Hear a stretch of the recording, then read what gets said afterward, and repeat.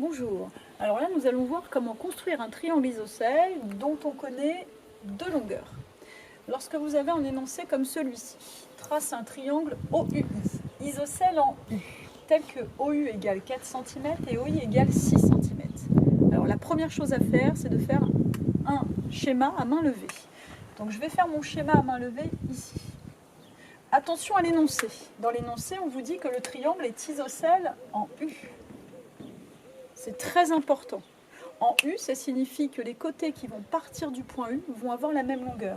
Donc mon sommet U, je vais le placer tout en haut là, et je vais déjà indiquer, puisque nous savons qu'un triangle isocèle signifie qu'il a deux côtés de même longueur, je vais déjà indiquer que ces deux côtés ont la même longueur grâce à mon codage.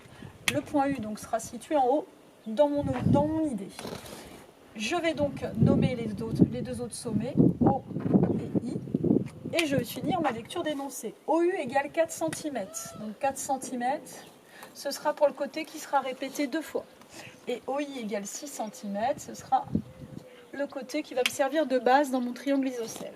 Donc je vais démarrer en traçant le segment OI de 6 cm. Alors comme je suis sur un tableau, je multiplie tout par 5. On avait dit qu'on agrandissait pour que vous puissiez me lire. Donc 6 cm, ça veut dire que je vais prendre 30. 6 x 5, 30. Donc voici le segment OI. Je vais prendre mon compas et à l'aide du compas, je vais tracer mes deux segments ici qui mesurent 4 cm.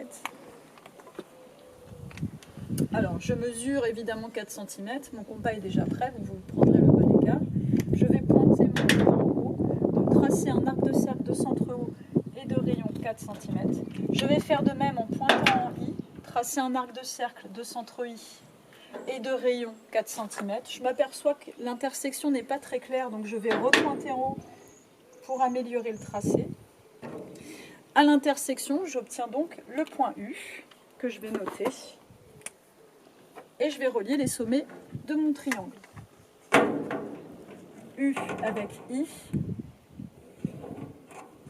U avec O.